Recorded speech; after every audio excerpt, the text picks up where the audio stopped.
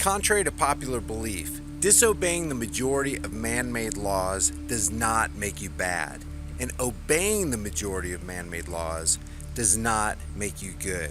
If you guys enjoyed this video, subscribe to the channel, hit the bell notification icon, give it a thumbs up, and share it with everybody you know. Stand your ground is a subjective law. It's not what I think, not what you think. It's what the person who fires the gun thinks and how they decide to react. Still, a man is dead now, and at a Black Lives Matter rally over the weekend, his family was there for support. It's messed up, and it's really messed up. Clearly, y'all got everything on video and everything y'all need, so it's messed up right now. Brittany Jacobs there and the couple's children were there in the Clearwater store parking lot when this happened. When Sheriff Bob Gualtieri announced he would not be charging the shooter, many people who saw the fight on video were outraged, sparking the weekend's protest. But the sheriff took the media frame by frame through the video and explained exactly why he believes he cannot make an arrest. In this case, this guy was slammed to the ground.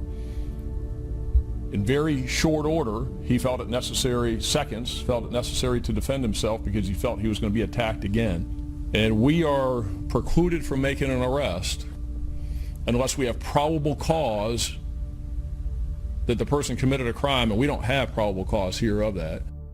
And now it will be up to the state attorney to prove that the shooter is not entitled to stand your ground. In the meantime, the victim's family is seeking justice, and they have reached out for representation. Avery Cotton, News Channel 8. Let's talk about laws for a second. Laws as we know them are man-made. We all know this. They're nothing more, nothing less than the arbitrary edicts of politicians backed by the threat of force. Most laws are immoral. All laws are unnecessary. Here's an example. If they came out with a law saying that as of the first of the month, 2 plus 2 will now equal 5, we'd all look at such a law and scoff, because 2 plus 2 is demonstrably 4. Most first graders know this, and no amount of laws passed will ever make 2 plus 2 equal 5. Now, on the opposite side of that, if they came out with a law that said starting next week, 2 plus 2 will equal 4, we'd all look at each other and wonder why stolen tax money is being given to political parasites so they can sit around and craft so-called laws that assent to things we already know to be true. And that's how I see the Stand Your Ground law. As it's stated, it's a law that removes a person's duty to retreat before using force in self-defense. Florida passed the first such law in 2005, generally allowing people to stand their ground instead of retreating if they reasonably believe that doing so will prevent death or great bodily harm. Just like you don't need a so-called law that attempts to make 2 plus 2 equal 4, in reality, we don't need a law that gives you the right to defend yourself against an aggressor.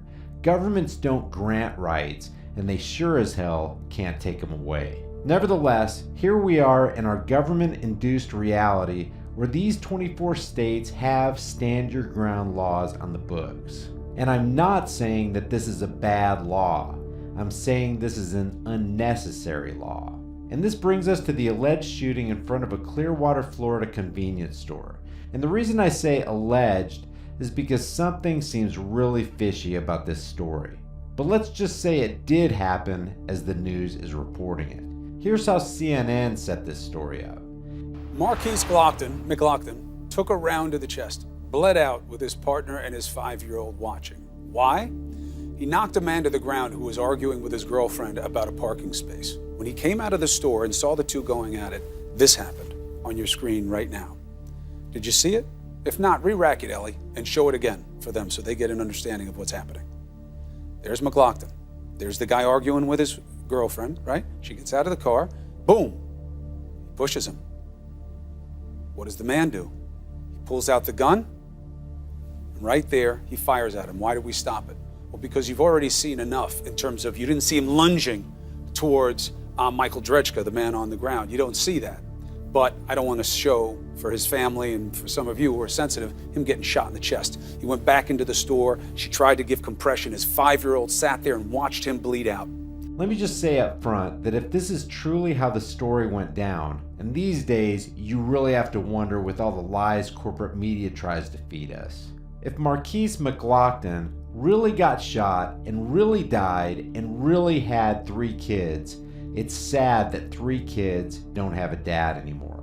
But somehow, we've got to keep our emotions out of this because emotions cloud judgments and emotionally driven people make crazy overcorrections and things get out of hand. And guess what the first casualty is when that happens? It's truth. The second casualty is the removal of individual liberties. Somehow, when things like this happen, a whole group of people come out of the woodwork, take to the streets, and beg politicians to take away more of their rights so that nothing like this ever happens again. And mainstream media is always there to egg this on.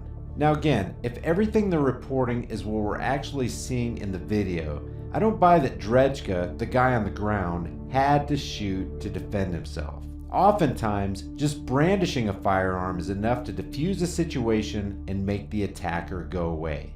But let's take a look at a longer version of the tape. Here's Tahlequah walking around Brittany Jacobs' car, reportedly checking to see if she had handicap stickers. Apparently, this guy is some kind of self-appointed handicap parking police.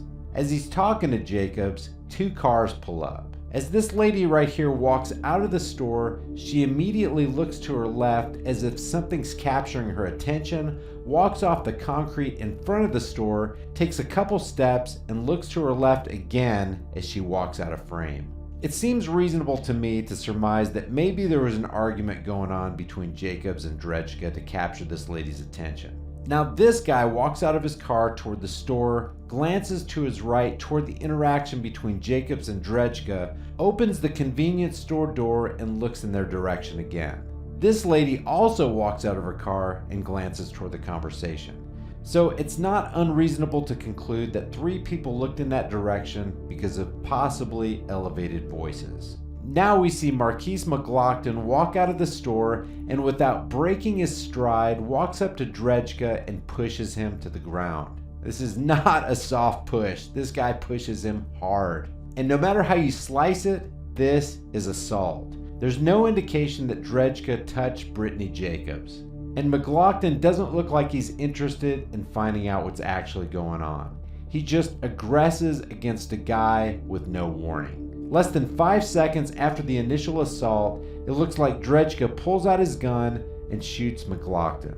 Now, to me, it looks like after the assault, McLaughlin was still walking towards Tahlequah and only backed up after Tahlequah started reaching for his gun. Do I think that McLaughlin should have assaulted Tahlequah? No. Do I think Tahlequah should have shot McLaughlin? It seems to me that if all Tahlequah wanted to do was stop the attacker, simply pointing the gun at McLaughlin was doing just fine. McLaughlin was backing up. Pulling the trigger on an unarmed man seems way over the top to me. Now there are reports that Tahlequah threatened at least one other black guy. He said he'll shoot me, called me and stuff like that, so I think it's a racial issue. And if this is true, Tahlequah could just have been looking for trouble. Obviously, he was carrying a firearm for a reason. Maybe it's a rough neighborhood. Maybe he's been threatened before and wanted to make sure that he had the upper hand next time.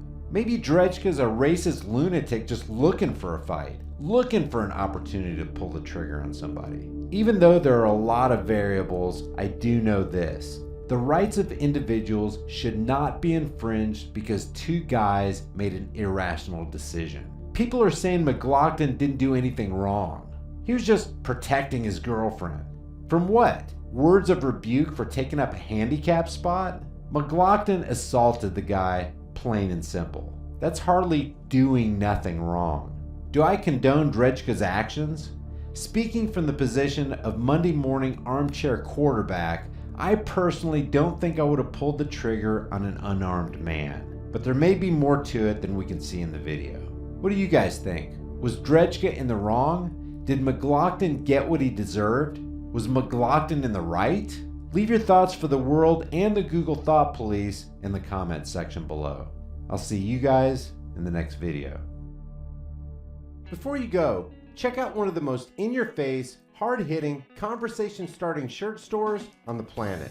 Just by wearing one of these t-shirts, hoodies, tank tops, or cutoffs, and without saying a word, You can let people know that black rifles matter. You can inform the sleeping masses that fluoride is dumbing them down, that Google is a gulag-style censorship machine, that the Department of Homeland Security is merely security theater, that the NSA makes your private life their business, that the Grim Reaper supports everyone's troops, that we need to legalize freedom, that in life there are no excuses, that CNN is a communist news network, voting is the suggestion box of slaves, that 9/11 was a lie, and that all official stories should be questioned. Also, let people know we're in the middle of a full-blown sheepvolution, taxation is theft, the IRS is an immoral robbery service, cops enjoy protecting and serving the crap out of you, that the space you occupy is not a gun-free zone, and that gun-free zones are the most dangerous places on earth. Your purchase helps support more hard-hitting content on my censored channel. As of the recording of this video, I have over 90 designs. I take your requests for new designs, and I'm adding new ones every week, so check back often. The link to the store is in the description. Thank you for watching, and I'll see you guys in the next video.